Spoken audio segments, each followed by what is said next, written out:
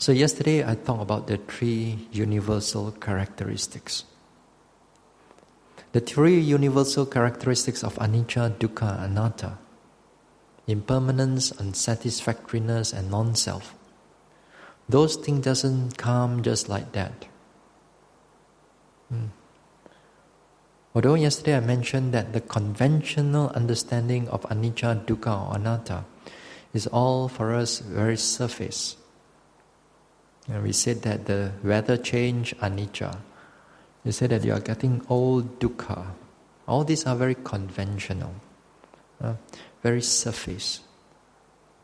But the true anicca that I'm mentioning is that it comes with seeing the process of arising and passing away moment after moment, non-stop.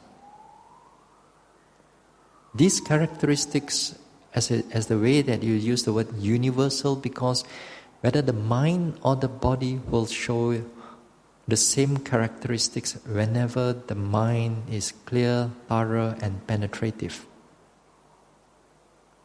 And it doesn't come if you are just a beginner. You need to develop them. And to develop them, sometimes it takes some. It all depends on yogis. I've seen yogis in a short time, they could do it. Some yogis, well, it have to take years just to see something like that. But nevertheless, still able to develop. The type of dukkha, the type of anicca that arises and passing away again and again, this type of anicca is a very deep level of anicca. But the anicca doesn't give rise only to one aspect. It can able to show you in different aspects of anicca. It shows you the ending of a destruction of a phenomenon. So there are different perspectives of anicca. There are different perspectives of dukkha also. The dukkha is not just your pain here, pain there, headache here, sickness there. Yes, those are dukkha. But these are not the deep aspect of the dukkha. The deep aspect of the dukkha, it comes together with the arising and passing away moment after moment. When you see this arising and passing away moment after moment in many perspectives, sometimes the fear arises about the mind and body. Sometimes the instability. Sometimes you feel very nauseatic about the mind and body. You feel like you want to give up in this meditation, because when the truth hits you, it's going to hit you very strongly. The thing that you thought that just rising and falling, right now you are taking up, is so easy, But when it comes in a deeper level, and it shows you the arising and passing away, sometimes your tears also come out. Because it is very impactful, not on the body, but it's actually on the mind. Feel very severe on the mind. But if your attachment to the everyday pleasantness, nice things, and so on, you need to see this dukkha for a longer period of time.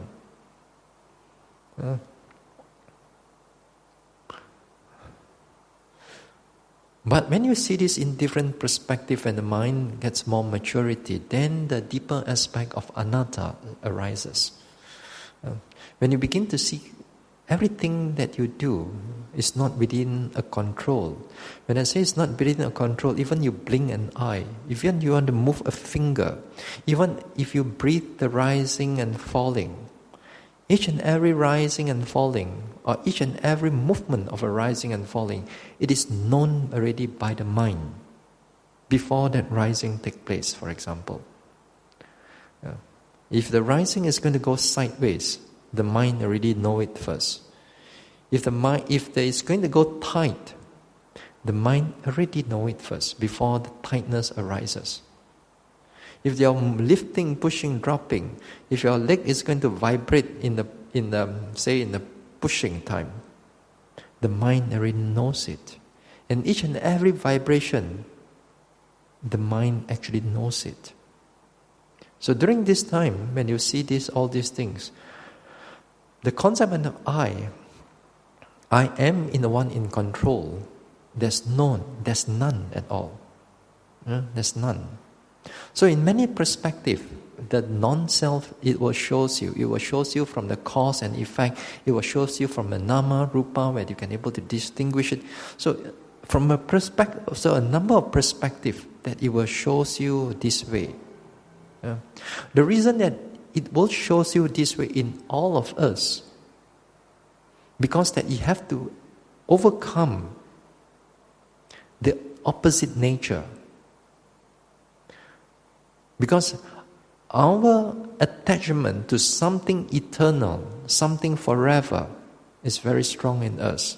You think your love is going to be forever, you think you're going to be soulmate forever, you think you're going to have this forever, that forever.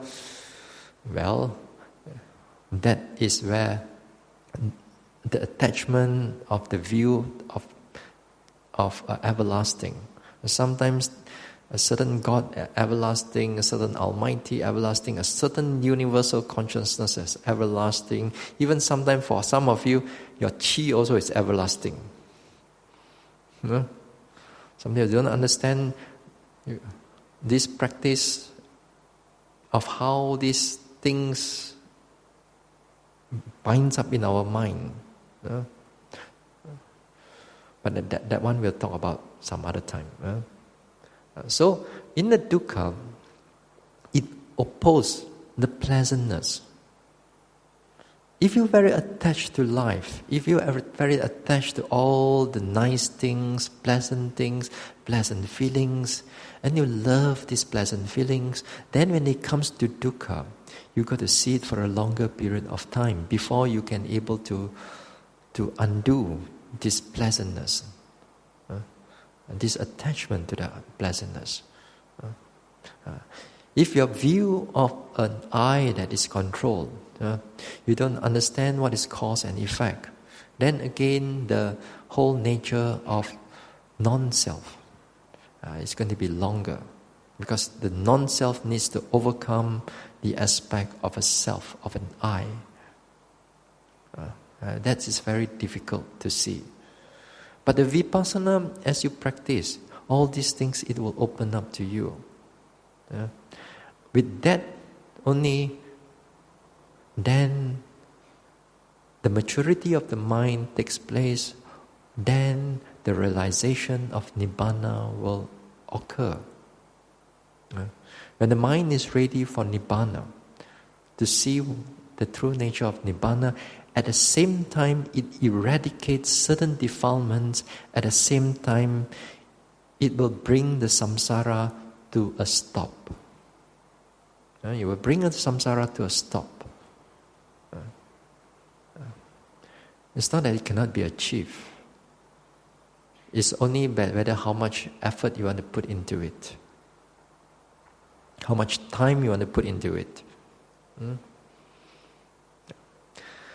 So basically, yesterday's talk is something like this. To give you an understanding of how the development of the progress of vipassana take place in a more general manner. Sometimes I talk about in more detailed manner. Sometimes I talk about all this development of insight in more detailed manner. But perhaps this time is not the time yet. So yesterday I mentioned that tonight is going to be an easier talk. Easier talk, but very difficult to do. I need to go and touch upon these hindrances. So tonight, the next night, or maybe the following night, we're going to look into some of the hindrances and how we're going to transform the hindrances into a meditation object and able to derive insight from all these hindrances.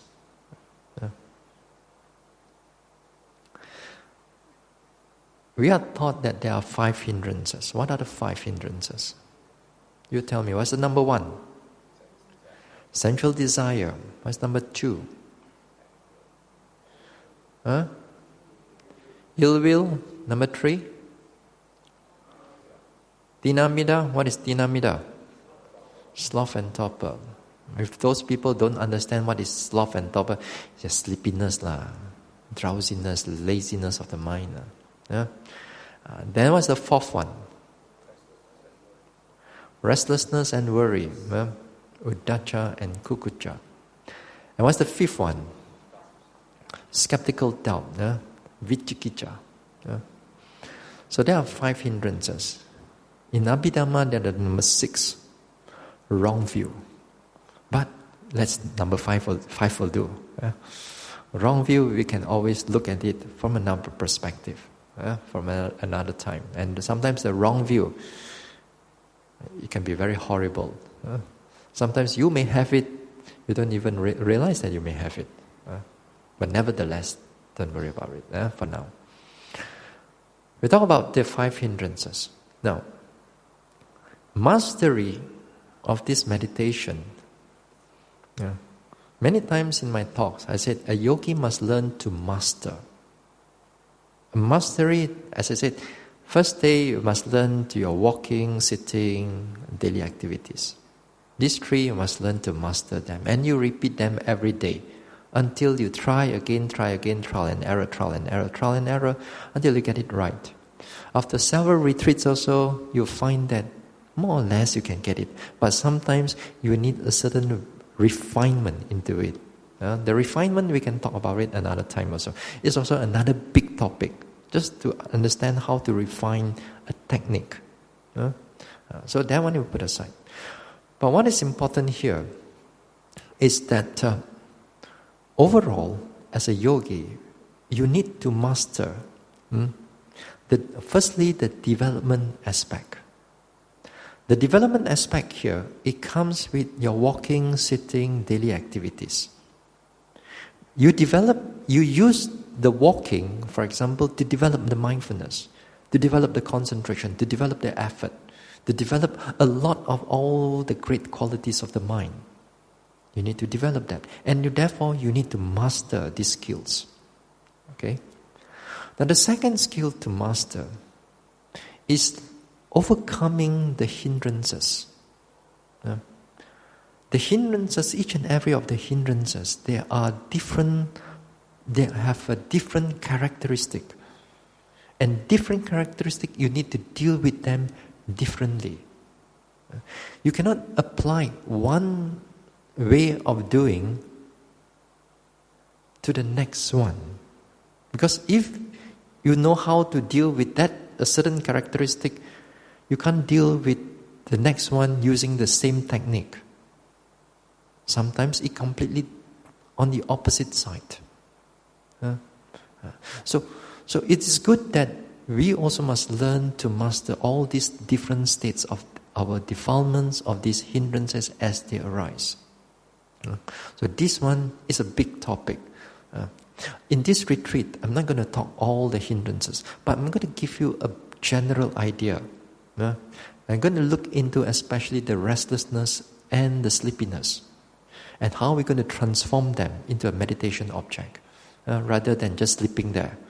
Or rather just thinking and you cannot do anything about it.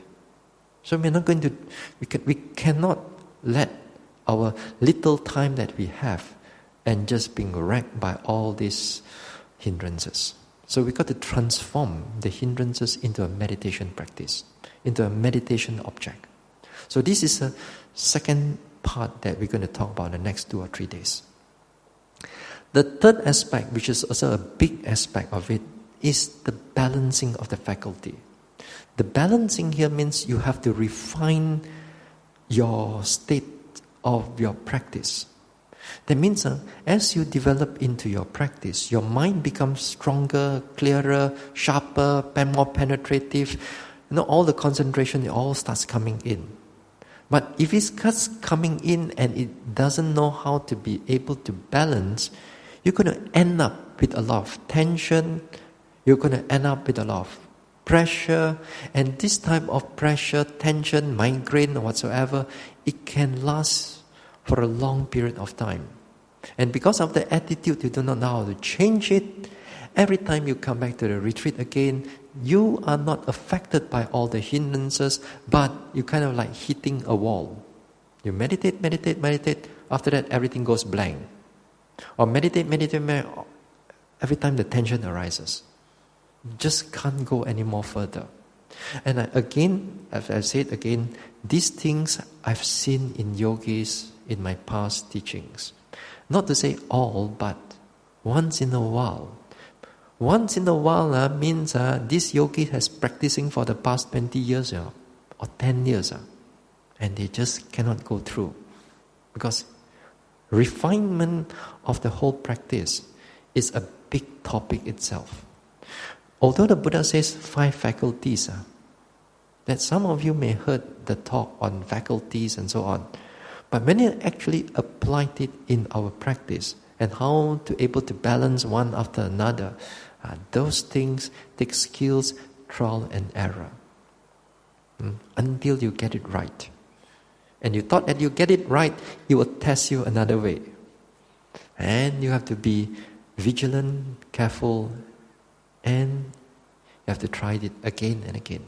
So this is again a very big topic that a yogi needs to master. A yogi needs to master these 3 of them. So let's go back to the hindrances.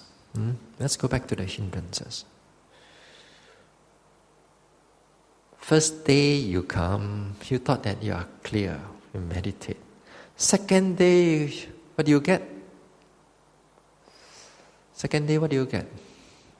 Sleepy. Third day, what do you get? Same also. So sometimes you need to sleep for 3 days. You thought that the first day maybe clear because you come in a bit fresh. Then at night, and then you cannot sleep, change of a different place and so on. Then a lot of sleepiness. For the next 2 or 3 days. So the first day you come, second day, third day, all gone. Yeah? Let's say it gets better. The sleepiness gets better. Then after the 4th day, 5th day, what do you think you'll get? Then start thinking. Start thinking, start planning, start this one and so on. You are not able to meditate yet. So usually for a yogi, first 5 days, 4-5 days, nothing much. Maybe if you are more seasoned yogi, then these first 2 or 3 days the first 2 or 3 days gets, you are more able to adjust faster. But for a new yogi sometimes, or not just new, that you have not been practicing for the past don't know how many years, everything become karat already, Everything, you're not oiled anymore. Your meditation is not oiled. Everything become rusty. Then also you need the next 5 days. So next time, please don't come for 3 days retreat, 3 days retreat now, your experience was just sleepy only. Go back, what do you get? Meditation sleepy only, what did you get? So, 3 days experience, usually I don't take. Then, after 5 or 6 days or 7 days, then if you come for 1 week, let's say, for the 4 or 5 days, you need to settle down. Perhaps on the 6th day, you want to meditate. But the 6th day, you're thinking about the 7th day. You want to go back. How are you going to meditate? This is exactly for most people when it comes for 1 week. As I said, for a new beginner, sometimes in other places, I put a criteria that you have to come for 10 days. The reason you come for 10 days on a practical sense, because you pass through the 3 or 4 days, or 4 or 5 days, then at least you got 3 or 4 days to meditate before you think of going back. That 3 or 4 days is going to make a difference in you. Because if you follow the instruction, if you follow the technique and development, then you see some degree of progress. That progress will give you the confidence. The confidence will bring you the next retreat to come in. We don't have to go and tell you, hey, this retreat nobody lah, come lah, fill up the place lah, no need. You will know how to come back. Because the confidence, you see some degree of progress is there. If the first retreat, you don't break something, you don't go through it, you don't break something, or you don't see what is, then you notice. Then the second retreat, now your confidence, maybe sometimes people ask you to go again, maybe you go, but you don't have that initiative on your own. Yeah? So first retreat, at least you go for 10 days. So try. You see, sometimes we ignorantly, never mind lah. Go 1 day also good lah. 2 days also good lah. Better than nothing lah. Yes lah, of course lah. Better than when you are at home lah, doing all kinds of stupid things. At least you come here and sleep. Also, is better than nothing. Yeah. So it's a good rest also. It's not. But you may not see some progress yet. But if a person have more time, of course you ask them at least to give a 10 days try. Yeah. And this one is because the first few days you need to overcome the strong hindrance, all the strong hindrances. And the technique for tonight and the tomorrow night, that I'm going to go through some of it, is that this technique, you cannot apply it when you're in the first day, or second day, or third day. First few days, it's all about development. You develop the mindfulness. After 5 or 6 days, naturally, the sleepiness become less. But it doesn't mean that it disappears. It comes here, 1 or 2 sitting, kacau you a little bit, disturb you a little bit.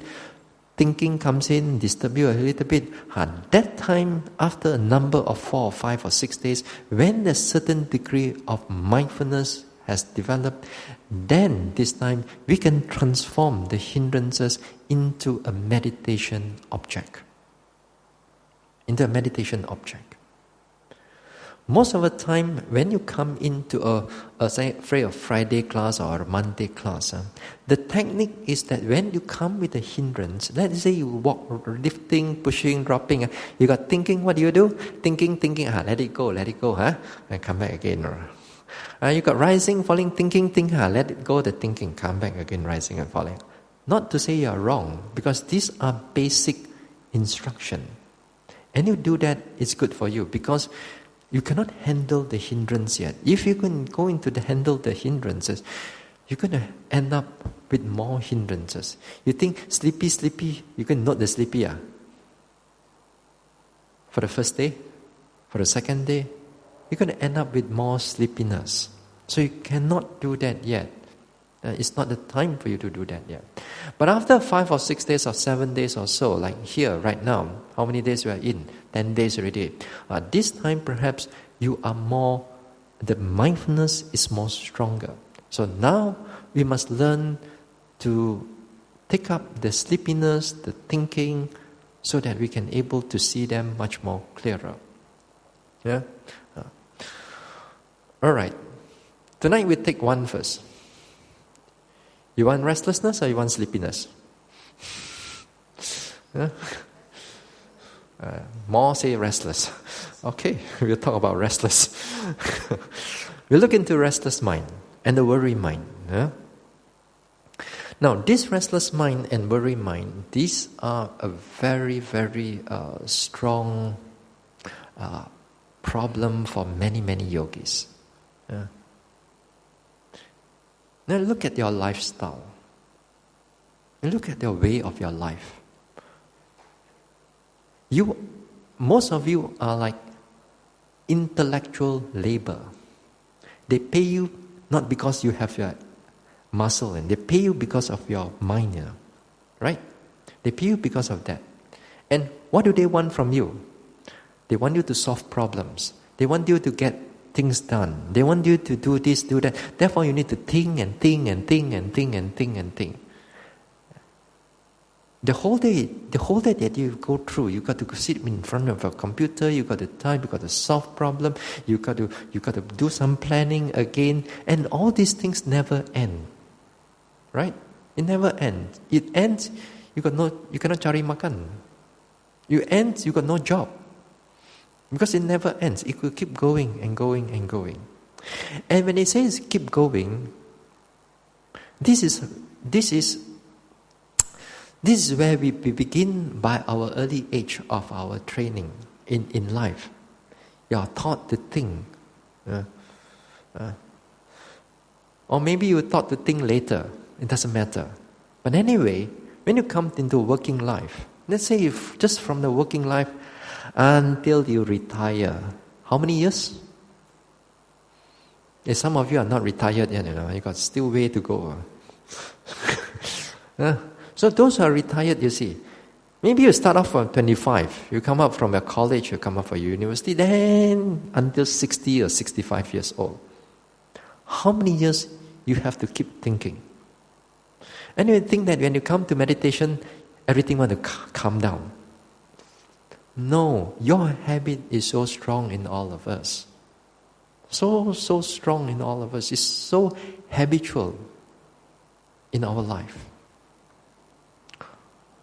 So every time for most of us, when we begin to meditate, there will be a lot of thinking. And this is because of the hindrances. We cultivate them unknowingly, again and again.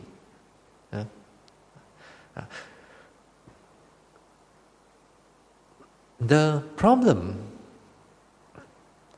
with this restless mind, and sometimes if we cannot stop the thinking goes on and on and on and on. Even after work, you cannot let it go. Sort of like going on and on and on and on. The next day, on and on. One of these days, you're going to break. One of these days, you're going to snap. Sometimes people come with depression. Sometimes come with too much pressure, headache, migraine, and so on. Because of too much thinking. Become restless. So, it is part of our lifestyle. It's part of our lifestyle. The problem is that thinking it is because they are doing it again and again. We do not know how to put it down. We do not know how to stop it. Because the mind keep going and going. Why does it keep going and going? Why does the thinking keep going and going and going and going? One of the biggest factor that your mind keep going, thinking, planning, speculating, analyzing, judging, and so on. And all these different words that I could use, a lot of it inside there, you find a lot of satisfaction of the thinking.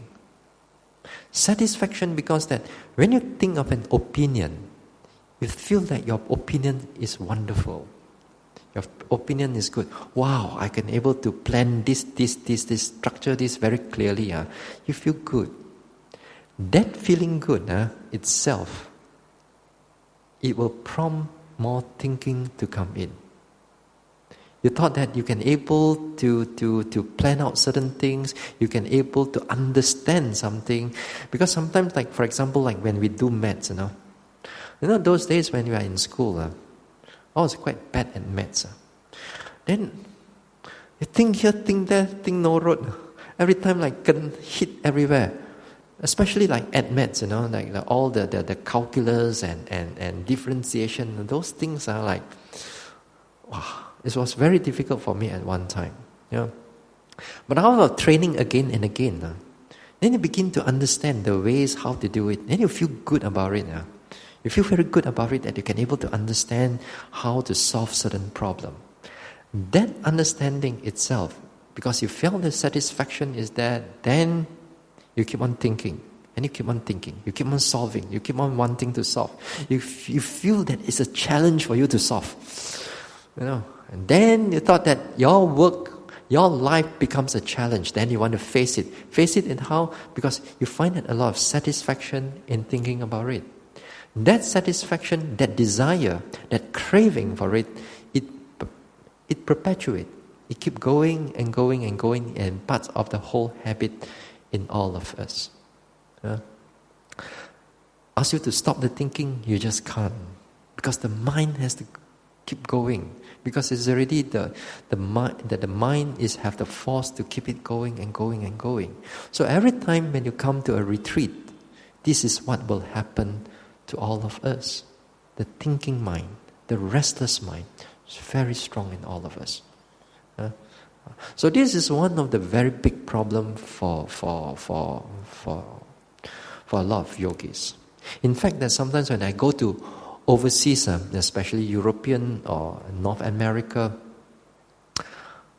sometimes I actually feel like I'm more of a counselor than a meditation teacher, a psychologist, just to help them to settle the mind off, just to help them to clear all the mind before we are talking about meditation. In Asia, not so much. Although they are thinking there are some, but not like 70% of a yogi. Sometimes 70% of the yogi over there, sometimes you have to deal every time is with thinking. They come in the next interview, before they finish paying respect, you know what's their problem already.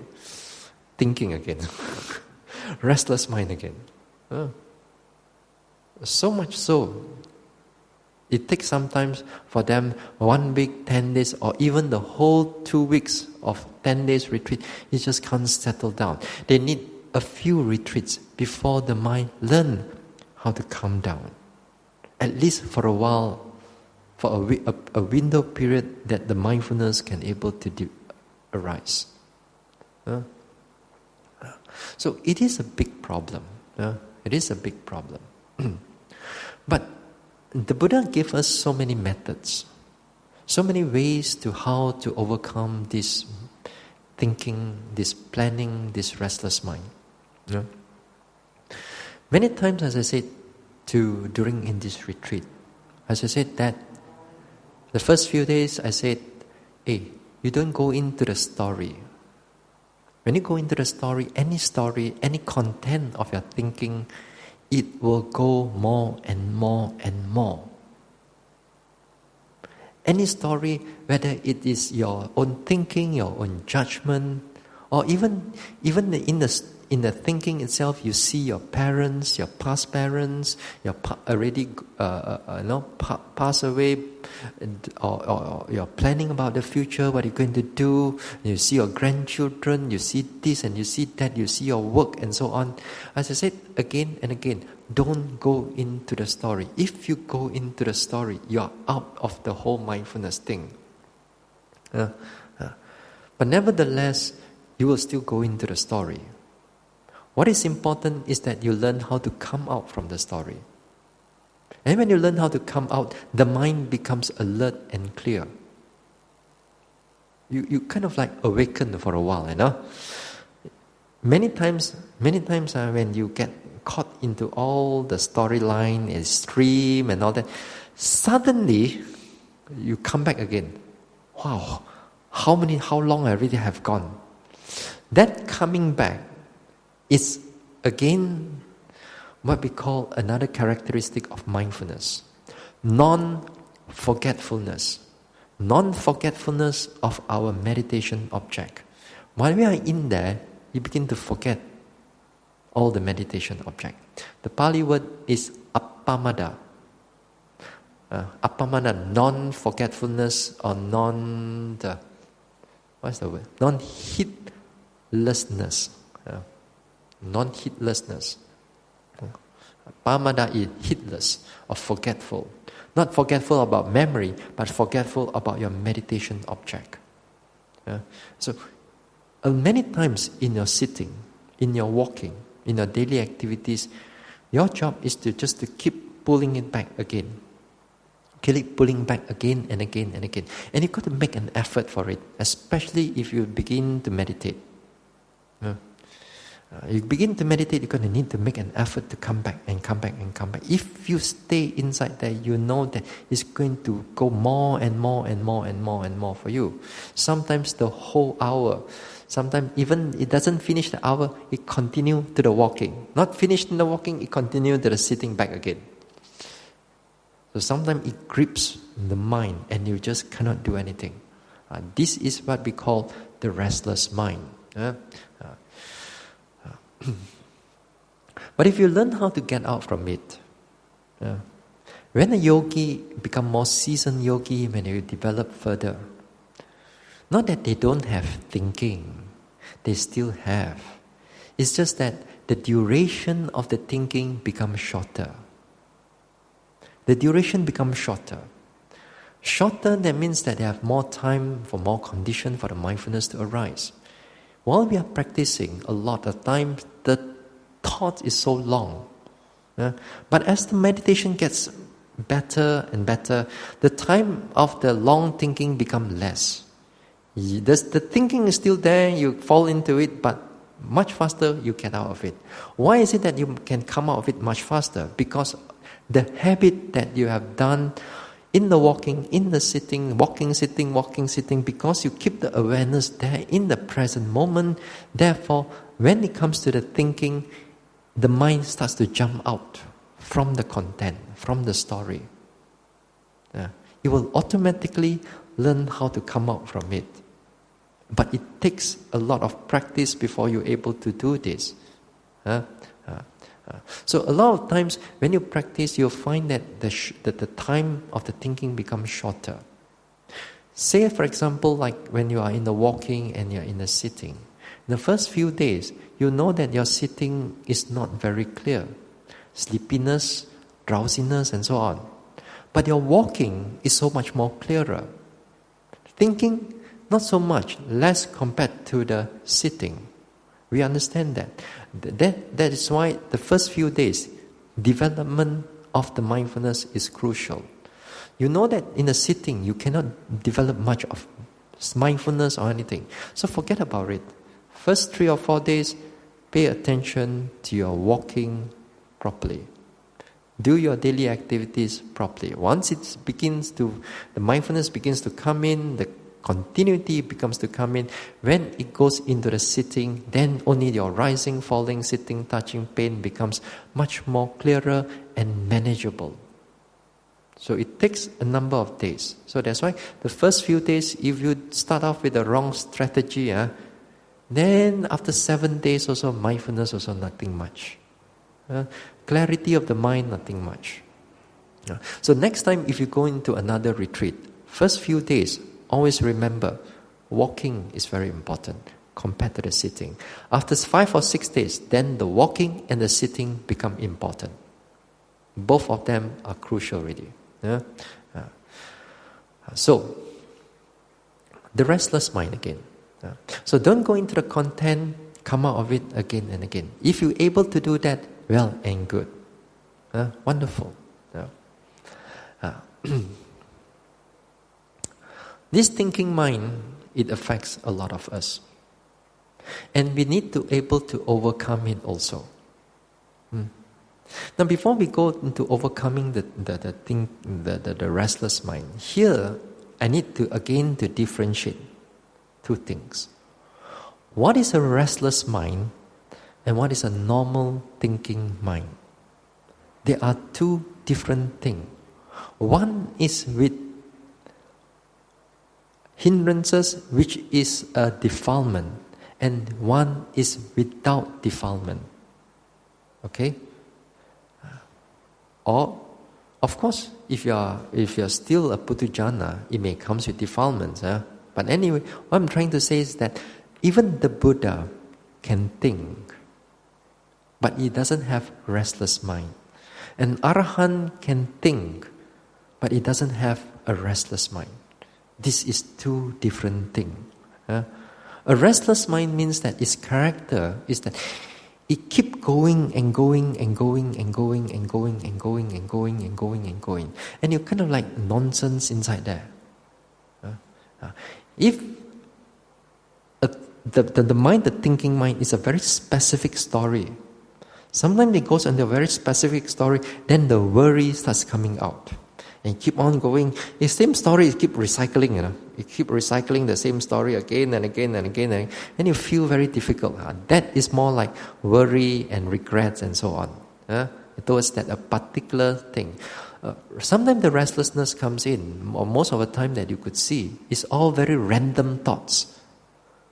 Random thoughts, not connected to here and there, even like 20 years, you also can able to remember very clearly. Yeah?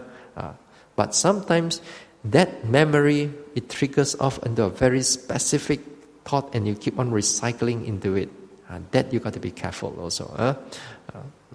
So here, we are trying to deal with the restless mind.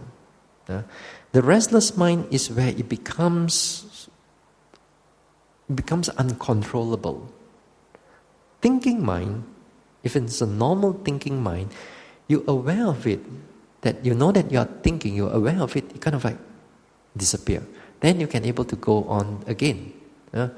This is what we call a thinking mind, a normal thinking mind, which you cannot stop it. It's part of the whole process of vipassana meditation. Some people, when they thought that meditation, they must have zero thinking. Zero. That means from the start of the sitting and the end of the sitting, must not be one thinking mind comes in. If one thinking mind come in, it will disturb me. It will blemish my perfect sitting. If you have that thought, then you're not going to achieve it. You try to achieve some perfection, which is, again here, as I said, we are not here to trying to be perfect. We are trying to see the imperfection of this mind and body. Other words, the thoughts that arises, you're aware of it also. When you're aware of it, you kind of go off. So a lot of times, then when you have those thinking, sometimes when you sit down there, you're rising, falling, you note for a while, the thought already disappeared. That one is not restless mind yet. You note for a while, gone. But if you note again, and you repeat, and you carry on, you note, still carry on. That one is what we call the restless mind. Understand the two? Understand the difference here? Only when you meditate, you see a bigger difference. If you don't meditate, you listen and nice talk lah.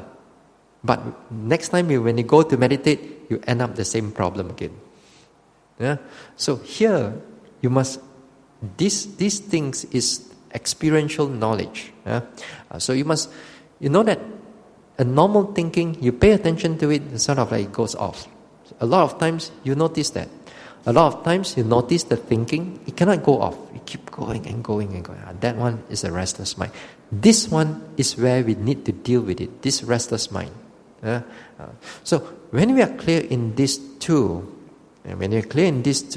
then we begin to learn to overcome them. But if to overcome them, there are also, you must have a certain technique to overcome them. You cannot overcome them just any way you like. If you overcome them wrongly, it will backfire and the thinking will even become more. Or even at a certain other time, sleepiness, you're going to backfire if you do it wrongly. Or in the skeptical doubt will backfire again. So don't underestimate these hindrances. It kind of boomerang back if you do not know how to throw it properly. So now be able to differentiate. So now we go into how to able to deal with this restless mind, all this non-stop thinking.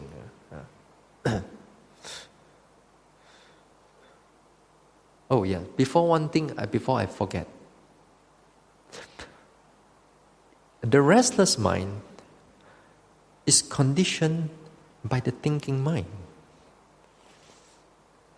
Again, it's conditioned by the thinking mind. If your thinking mind, let's say, if a normal thinking mind, you repeat a bit, it disappears. It goes a little bit, it disappears. But if you don't take care of that one, it keep on going a little bit more, a few more times, then it end up with a lot of thinking. And then it end up non-stop. It end up into a restless mind. So therefore, even that little bit thinking coming in, you also need to be somewhat aware of it. If you're able to have some degree of awareness of it, it kind of like goes off. Then well and good. You can continue with your other objects. So don't underestimate that little thinking, because this little thinking is conditioned for the restlessness to come in. Although they are two different things, but it can condition for it to come. So with that understanding, we begin to how to deal with this restless mind.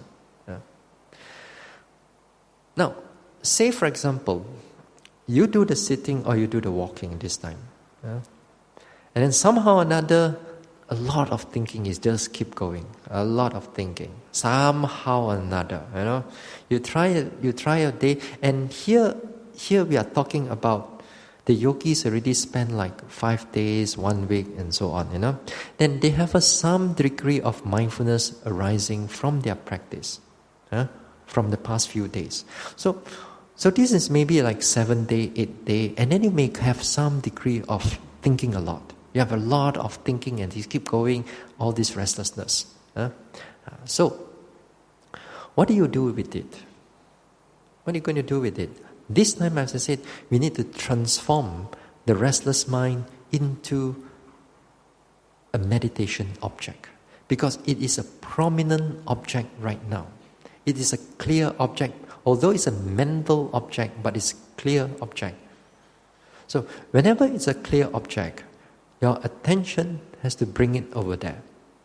You have to learn to pay attention to the restless mind right now.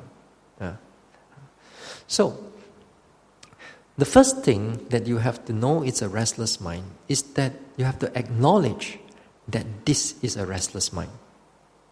You begin to clearly acknowledge it. This is a restless mind. A restless mind arises. This is the first thing. If you cannot acknowledge it, and when I say acknowledging it, that means that there's a little mindfulness, a little awareness that you know that is already there. If you really do not know, then your mind is still in a lot of in the story, in the content. Sometimes even in the story, in the content, you come out from it.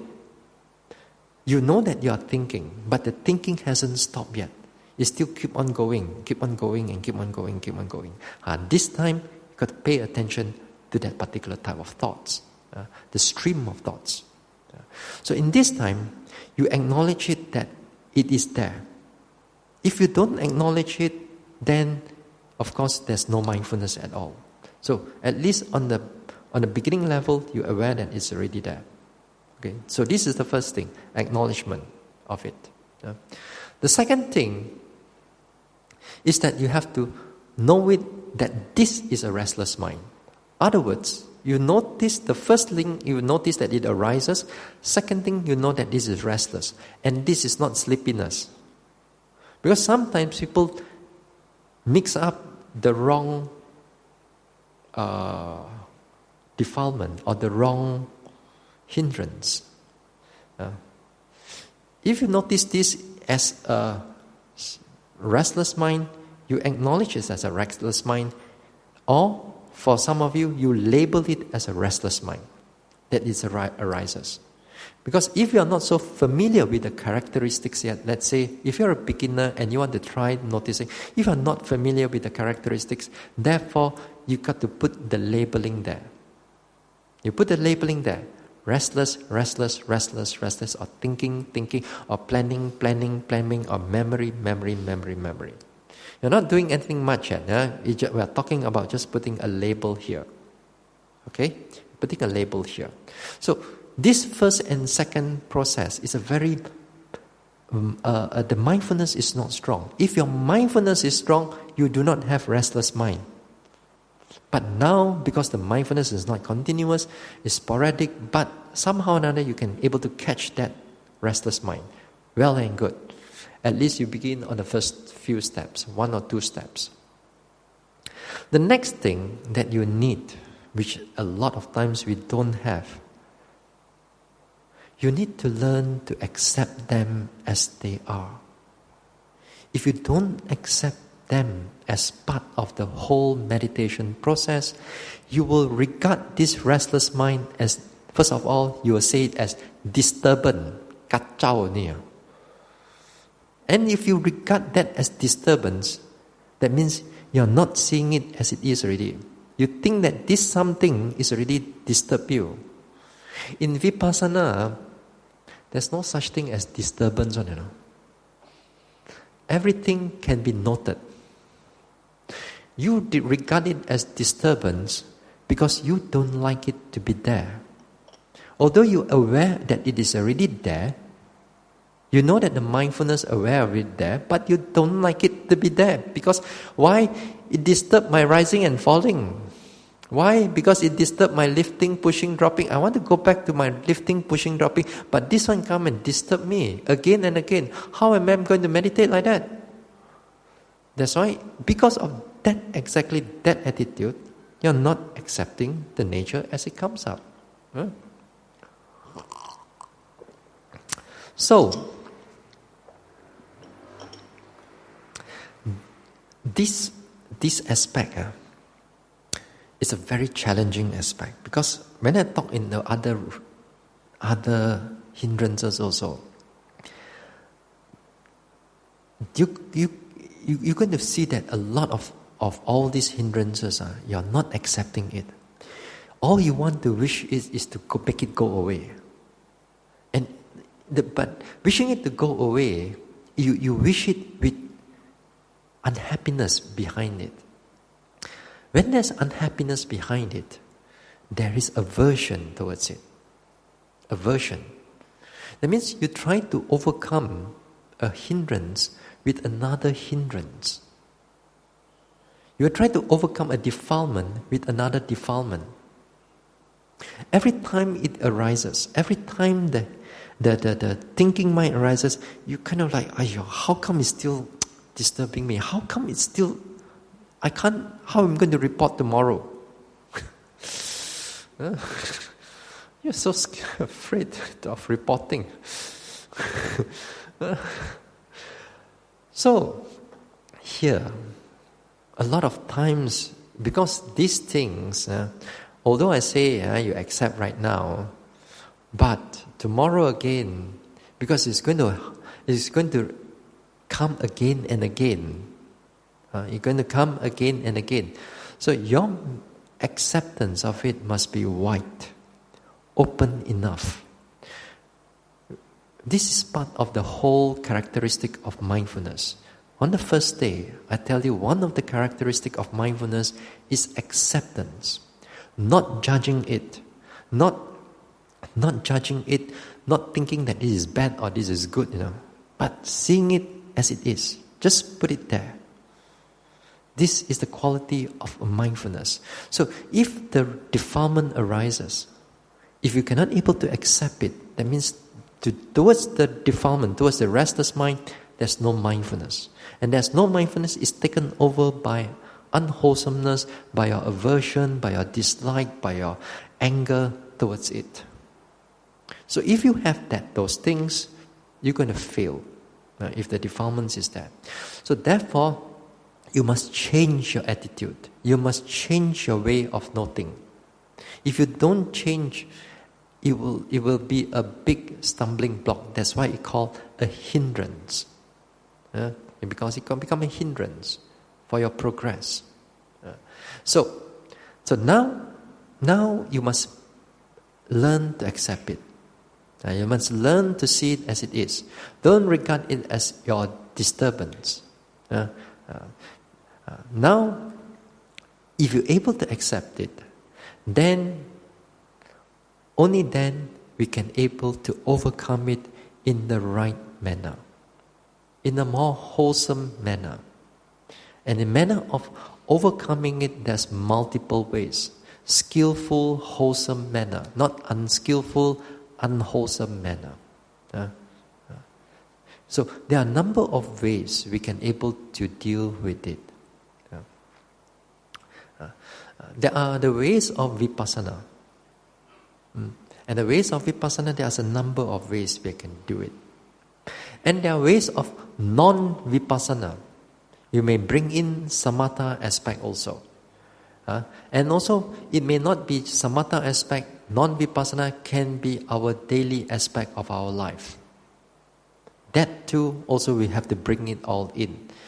So sometimes we have to bring all these things in together in order not just to overcome it, but to prevent it from arising. Not just to overcome it, but prevent it from arising in too much in the future. But it will still come, but you have the chances it become less. So here we are going into overcoming it. Now, in all the phenomena that you pay attention to, rising, falling, sitting, touching, pain, and so on, those objects, you do not try to see how it ends and so on. You do not try to see how it ends. It will show the ending for you, it will show the ending for you. But a lot of times, as I said, in the talk on the unpleasant feelings, a lot of times yogi want the pain to end because they cannot withstand the pain. But as I said, if you have this attitude, your expectation and your desire is already behind it. So this is one thing. But when you come to a hindrance, finally your noting is to bring about the ending of the hindrance. You cannot let the hindrance keep going and going and going. This is the only thing of all your vipassana thing that you have to bring it to an end for at least for a period of time. If you cannot bring it to an end, you're going to have a problem of further development. But when you want to bring it to an end, you must do it in the right way. You must do it in the proper way. Then only the ending will come in. At the same time, mindfulness increases. At the same time, insight also increases. So how are we going to do it? The first way, the way of vipassana, then the way of vipassana is always we go face to face with it, just like all your objects. And now, because it's a prominent object, the first thing is that we bring attention to notice the restless mind. You notice the restless mind. When you pay attention to the restless mind, then here, as I said, don't go into the story. You go into the story, you're out. Okay? When you're out of the story, then it's good. You acknowledge it, you accept it, you don't wish it to go away. But now you're taking it as an object. Well, what are you going to do? Pay attention to it, then see its story one after another it passes. You still know the story, not that you do not know, but you are not in the story, that's all. So you can able to see somewhat like you step back. Kind of like you step back for a while to take note of the thoughts go passing. This is how you begin to see how the restless mind changes. Or sometimes the restless mind can be go a bit more faster. The changes go, but the story can be very random. It go one after another. Or sometimes it goes a little bit slower. Change one story, it change one story, it change one story. Sometimes it's like very random change. Sometimes it go faster, sometimes it go slower. If you pay attention to that, you begin to see into the deeper characteristics of the restless mind. And yet at the same time, you are not affected by it. So this is one way of paying attention to it. Sometimes this restless mind, this thinking mind also, it may connect with desire. It may connect with desire. So if so happen the desire is there, you not desire. Well and good. If sometimes it just random, it's just neutral, just not thinking, or restless. Or sometimes it may just be a lot of planning about the future. Planning. But you see how it changed. Not a lot of times for us, we just thinking come, we just not thinking, but we don't see its process. We just labeling one side, thinking one side, but they cannot connect. You are just one side, but you're not putting the whole show together. Here, you've got to put the whole labeling and see the process together. See how the changes like. one after another. That is how we begin to become more thorough in our noting, precision of noticing. Then you notice whether sometimes it comes with anger, sometimes it comes with desire, sometimes it's just plain neutral thinking. Sometimes this thinking, it can create a bit of tension in the head, in the forehead, in the then also you'll learn to accept it as it is. To see it as it is. So this is, now you pay attention to it, you begin to see how it changes.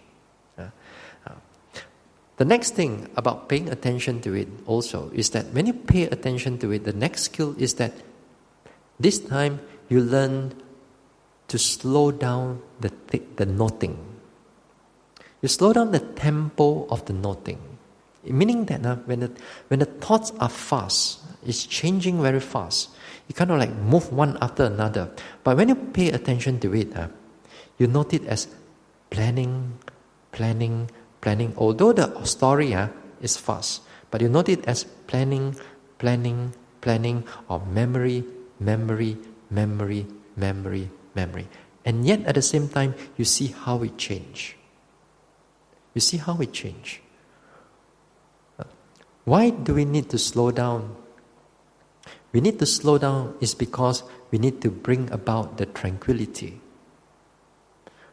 Passaddhi, we need to bring some calmness into the noting. The mind currently is because it's too active. It is too active, therefore there's a lot of thinking mind just keep on processing.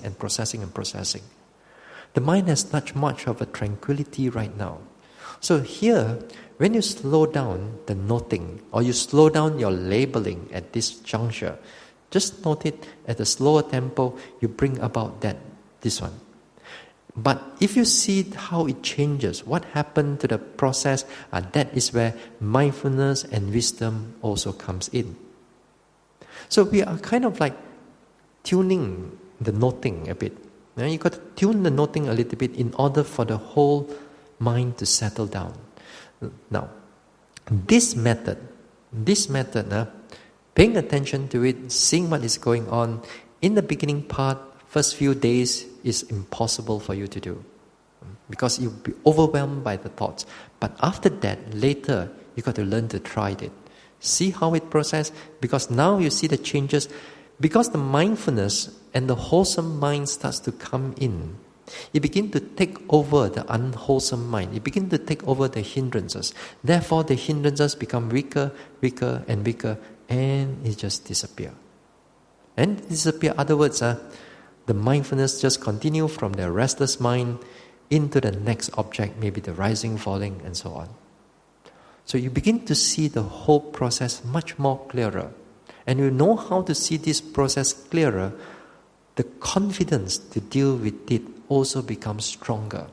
That any of these hindrances coming in, you can deal with it much more gentle, clearer, and with mindfulness, not with suppression, not with thinking of it as disturbance. But you see the whole process at the end, it also disappears.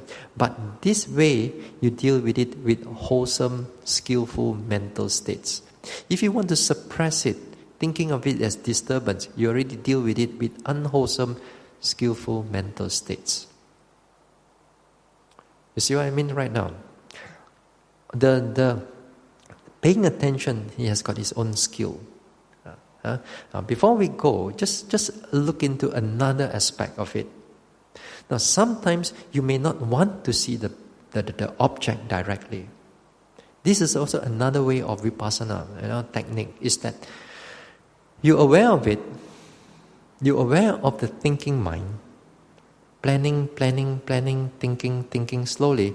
But after that, you bring your attention, say, to the rising, falling, or the in-breath, out-breath. It goes to the in-breath, out-breath. And in-breath, out-breath is one of the very good objects for you to able to cool down the whole thinking. But this time, you're not really seeing how it changes. This time is all about shifting attention away from it and noticing other objects in order to bring the calmness in. It's another skillful way. But you are not seeing actually how it changed. So when you're noticing, for example, the thinking comes in, thinking, planning, then you gently bring it back to the in-breath, out-breath, in-breath, out-breath. Then go back again, planning, gently back again, in-breath, out-breath. Again, to and fro, to and fro, to and fro, to and fro, until your mind starts to settle into the in-breath and out-breath, and the thinking gets less and less. In-breath, out-breath has one of the very good quality because it really calms down the mind. But just enough for the mind to be calm and clear. Then after that, you go back to your rising and falling. When you go back to your rising and falling, you notice the rising and falling clearly, long, short, fast, and slow. So you begin to deal with it using a in-breath, out-breath to deal with this thinking mind. Or, if you do not want to use an in-breath, out-breath, you can use the rising and falling. Now when you pay attention to the rising and falling, this time, you don't pay attention whether it's long or short. It's more like a general mindfulness. Just let it breathe. Up, down, rise, fall. Planning, rise, fall, rise. Planning, rise, fall, rise, fall. Until the mind slowly coaxes it down, to cool the whole mind down into just the rise and fall. And when you can come back to the rise and fall again, just settle it for a while. Then after that, you pay a little bit more thorough attention to how the rising and falling is like long, short, fast, slow, and so on. This is a technique. Using the objects to calm the mind down. In fact, you can also use the sitting and touching also. The sitting and touching also is useful because this time, for example, thinking, planning again, you gently bring the mind back down to a touch point. Say when your hands are touching, then you note a few times, touching, and then thinking, planning, bring it down, touching. Same technique, different aspect of a different object. So with this different way, that if you feel which one is more comfortable to you, it's all about bringing the mindfulness and the tranquility in. When you're able to do that, then the mindfulness becomes stronger, the defilements become less, the hindrances become less, then you can able to carry on the other notings. So now you don't break it. Now you are just transforming all the objects into a meditation object. You just don't brush it aside, but you begin to see it as part of the whole vipassana practice. So alright, we'll stop here for tonight. Tomorrow we'll continue more on this topic. Alright.